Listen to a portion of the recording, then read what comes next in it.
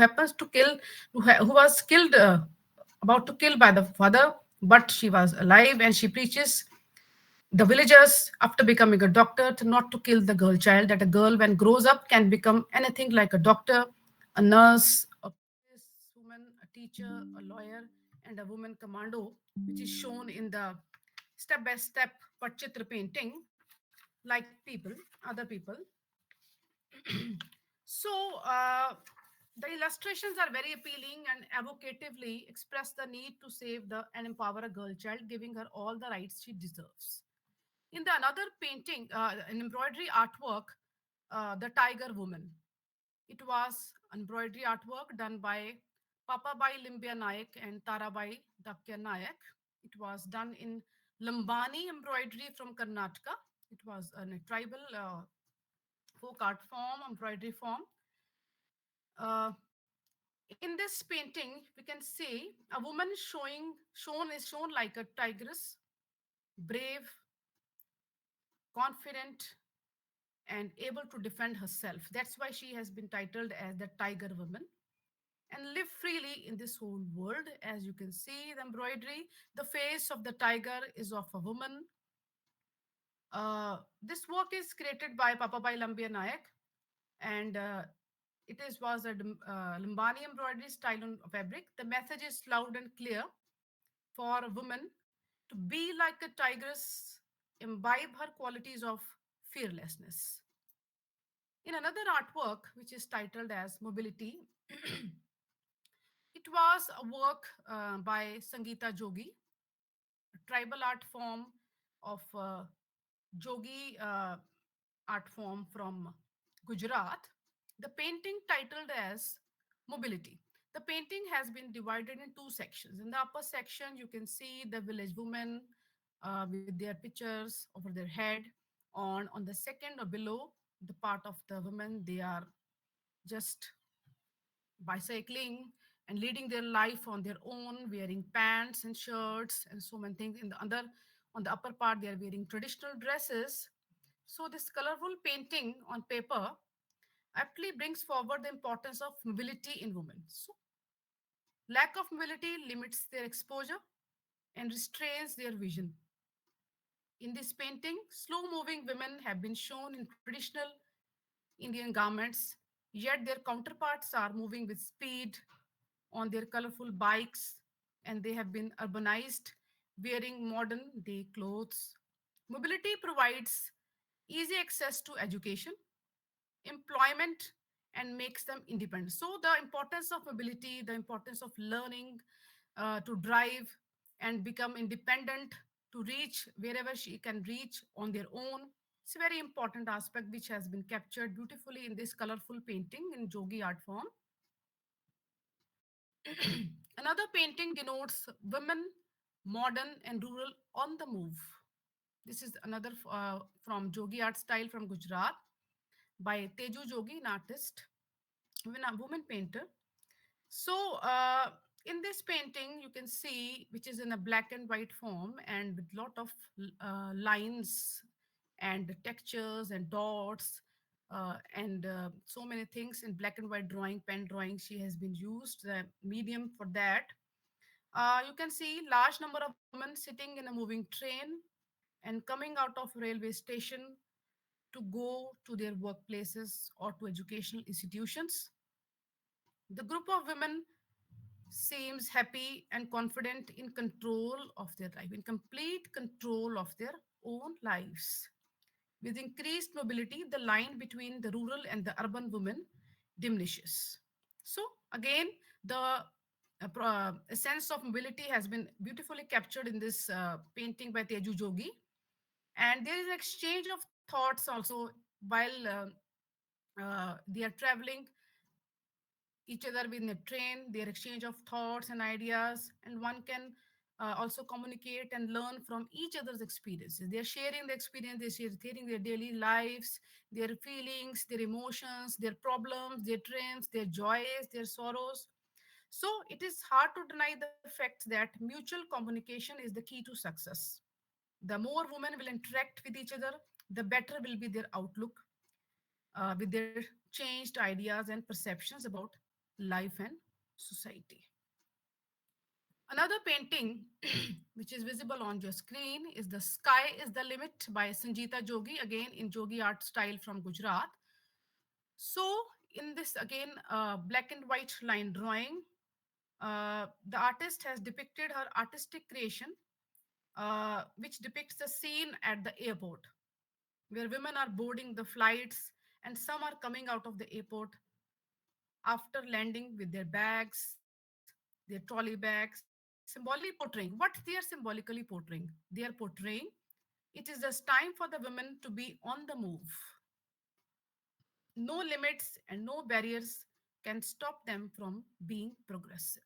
So, a very beautiful idea which has been captured by the Sangeeta Jogi, who is a tribal artist.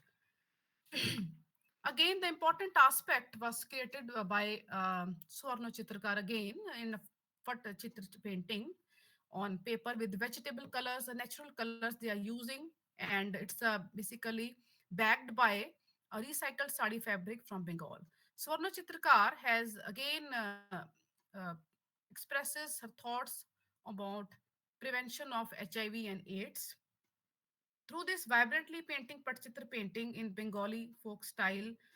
The artist has successfully explained the misconceptions about the HIV and AIDS and provided correct information to control its spread and the precautions women should take. What are the precautions and what the correct knowledge, as some have fears and misconceptions, some taboos are attached to that particular disease. So they are educating the tribal woman as well as they are educating the other women on the people. The lady doctor educator, health educator is shown explaining in the painting on the upper part all aspects of this disease and how it spreads and how it can be prevented and dispels the common disinformation and myths about this deadly disease in step-by-step expressive style. Such paintings by folk artists have been very effectively used by the campaigners as the target group of women who are basically illiterate and marginalized, cannot read large texts, informations, pamphlets, and can easily understand from this colorful pictures and paintings. Then these informed women can spread the knowledge by word of mouth in their respective communities and areas. So it's a very powerful tool. Being a visual art is a very powerful tool, or otherwise is a tribal art or a folk art or a contemporary portion. It is a very important tool to express, to change the world step by step. Another painting by Mantu Chitrakar, who is also done in a Fad Chitrakari painting style. It was a campaign against dowry and domestic violence. There are two Fad Chitra paintings which are shown on the on your screen. Mantu Chitrakar, through a Patchitra style, has portrayed the curse of dowry and domestic violence and also provided legal advice and remedy for curbing this uh, inhuman practice. In the first scene, you can see an intelligent woman is sitting with her son and daughter. The girl is attending her class in a school in the second compartment. When she attains a marriageable age, parents of the prospective groom start visiting her house for marriage to their son. In the next scene, you can see the marriage is solemnized, and in a day or two, her greedy mother-in-law starts asking for dowry and beating, harassing, and torturing her. The bride begs, but her mother-in-law is unrelenting. Because the bride was educated, she knew her rights. So she contacted the police against the daily torture and harassment. The case is sent to the court, and her mother in law is awarded jail sentence for perpetuating violence and pressuring her for dowry. This particular traditional art form was created to educate women about the curse of dowry and how to seek legal remedies, which is a very important thing for educated women. They can easily have this and they can easily understand these things. But for an uneducated and traditional rural woman who don't know how to read and write, It is very important for to educate them regarding their legal rights, and it is only possible if women are aware about the law and they are educated. So the importance of education for the girl child and the knowing of the rights and legal practices, it is very important, and they are beautifully captured in this campaign by against Dorian domestic violence. These are the tribal and folk art forms in which Madhubani, in the painting, two paintings are shown on your screen. Uh, One is the three women are shown. They're holding the earth on their head, and so many planets and stars are shown in the background. The color of the blue is used to denote the sky. She's reaching out the sky, and she's touching the moon and the earth. So sky is not limit, and they are already on the move. And the second painting, we can see the form of Ardhanareshwar, which is an Indian art form of Shiv and Shakti, representing not only representing uh, power, feminine and male power, but it's also representing equal rights and equal responsibilities that is to be shared by both the female and the male counterparts. So another painting by Mobile Woman Free to Go and Anywhere. Again by Sangeeta Jogi. It's a black and white drawing in Jogi art style from Bengal, in which women has been shown driving their own bikes, and some are also sitting beside them, and they are on the move to go anywhere, and to work, to their education institutions. So the freedom of mobility, the freedom of education, it is very important and very beautifully captured in this particular traditional art form. Another Madhubani style painting, Mithila art from Bihar, which was by Mala Karan. It was a painting titled Bridegrooms on Sale, Brides Burning. The two parts are shown in the left hand side. You can see the brides and burning, the torturing by them. On the right side, the woman has been shown holding the brides on their head and for sale. So again, the women, the tribal and the folk women, they are expressing their views through their traditional folk art forms, which they already have expertise on them. So there are again folk art paintings from. It is a very interesting painting in which they are shedding the wheel of law, and you can see that there are step by step painting. In the right side you can see a wheeled newlywed woman with so many children, and then she has removed her wheel and lesser children, then she is ready to work, and and with then she is going to work, and only one girl, one child so it was towards light of knowledge, happiness, and the liberty. So, uh, this is a very important painting done in Madhubani style of Bihar. This is an embroidery work in Khatwa art from Bihar. It was a patchwork of cotton rags on fabric. It was a painting done to save the tree. It was on environment, how they can save the environment for the betterment of the future. And the women are shown protecting that particular tree. This is an embroidery work patchwork. It was the embroidery work patchwork done by cotton rags on fabrics, and the leftover or the discarded fabrics, they are using that. This is again Sajuni embroidery from Bihar. It was embroidery work done by women fighting for freedom. Cotton thread on cotton cloth has been used. Gau Lakshmi, the provider, it was done on Gond art from Madhya Pradesh. So, this is again a tribal art from Madhya Pradesh, in which the tribal woman herself has shown her as a Gau or a cow, a mother, and also a Lakshmi, again, a sense of prosperity for them. So, these are the paintings which led to this great woman crusade by the uh, outreached or the marginalized women in their own worlds.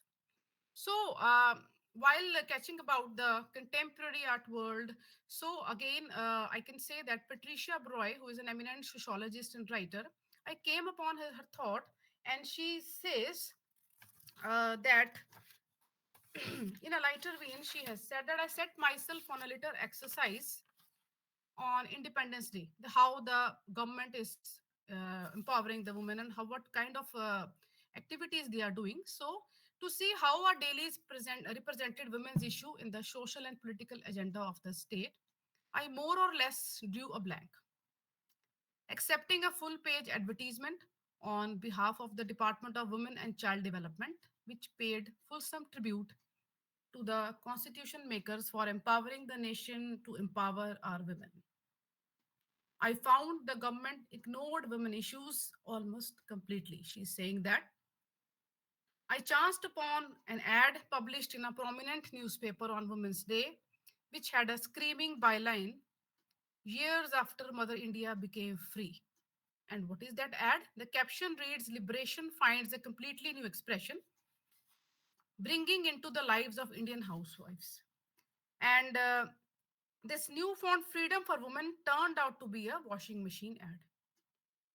So it is very, she has said in a very sarcastic way that this funny and ridiculous byline of the advertisement clearly smacks of the inherent male dominated conception that women's liberty and facility is merely limited to lessening her slavery ridden daily chores and establishes her as a bounded labor who must toil hard in the kitchen and elsewhere without having the courage to complain. So one can see that the sociologists are also saying these things, and they are also visualizing the efforts by the government. No doubt the government is doing work, but much more needed has to be done. While talking about the contemporary women painters or the visual artists who are doing well in this work, firstly, historical perspective has been done, and I came to know that the first contemporary modernist woman painter, who is known as Amrita Shergill, is a Punjabi painter, contemporary, and she has been considered as the uh, mother of modern art of India. The struggle is not new or present day malady. Way back in 1930s, the first Indian woman painter, who took a plunge in the river of psychological, philosophical, social, and emotional currents was no other than Amrita Shergill, and we are proud that she is a Punjabi painter who created moving pictures oozing with deep sensitivity on the pathetic condition of meek, frail, and silent majority of women, starting at uncertain future with a vacuum in their eyes. Through her brilliant works, she raised the voices voice of these women who seem to have never tasted the perception of equality and liberty. She was born to a Sikh father and an Hungarian mother, and she has the opportunity to get education from École de France in Paris Art College for a visual art. But when she came back to India, she said that India belongs to me and Paris does not belong to me. India only belongs to me, and she uh, uh, visited the all the states of India, and she came to know about the status of women in India at that particular time in the 1930s, and she started painting uh, herself in first, and then she started painting the paintings of women uh, from different states of India in their own with their own fears and follies and triumphs and winners and anxieties, so worries, and she has was very much contributed towards the leading towards the women issues. These are some of her paintings. This is the very famous painting by Amrita Shergill. It was done in 1935 all on canvas. Three women. Uh, she has painted three women from her own family. Color schemes and the expressions on their faces. They're not even looking at the viewer who is painting in front of them. They're just their eyes are just fallen on the ground, and you can see the hands postures. And she says that I'm not considering about their sadness or worries or insight. I'm just saying that silent collective resolve instead of brooding. So one can have a silent collective resolve instead of a brooding. Another painting done by Amrita Shergill, which was done in Shimla, which was at that time part of Punjab. Hill Women by Amrita Shergill in 1935. She has painted uh, four women and in their traditional Himachali dresses, and especially with a touch of, you can say, Punjabi culture. And again, the faces, the colors, the eyes, they are full of sadness. So she's saying through this painting that discourse, and firm resolve, the basis of progress and liberty. So the main area which is dealing that discuss, discourse, and firm resolve, the basis of progress and liberty.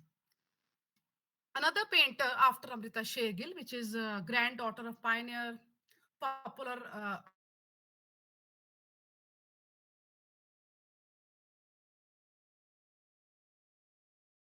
Artist Rukmini Verma. She is she's granddaughter of that particular pioneer artist of India, artist Rukmini Verma, who was born in 1940.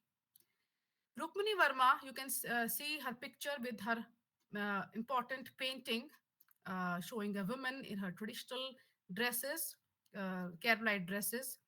She was the first woman painter who dared to challenge the preconceived ideology about the very existence of women and their place in society, changing the male mindset, which has an inherent desire to enslave her aspirations and hopes. At that particular time, when Rukmani Verma is painting women, earlier during her grandfather's time, the maximum painters are male, and they are painting the female body or the female figures through their own male gaze. And she says that I perceive that a woman's body is not an object of eroticism, but a shrine of divine creation. So, how a woman can relate herself, her body, she is the, you can say, she has the power to create this world. So, she says that she is the basically a shrine of divine creation, not as an object of eroticism. Another printmaker and painter, Anupam Sood, she was born in 1944 in Hoshiarpur, Punjab, and she is leading her life in Delhi. And she is a very important student of Jagmohan Chopra, who was a pioneer printmaker of India. She has some another experience regarding her body, the female body, and she says in that particular time that I paint the female body as I am most familiar with it. People are saying, why you are painting the female body? I am most familiar with it. That's why I'm painting that. It is my territory. It isn't glamorous for me as it is for men. For women, it is a source of existence and pain.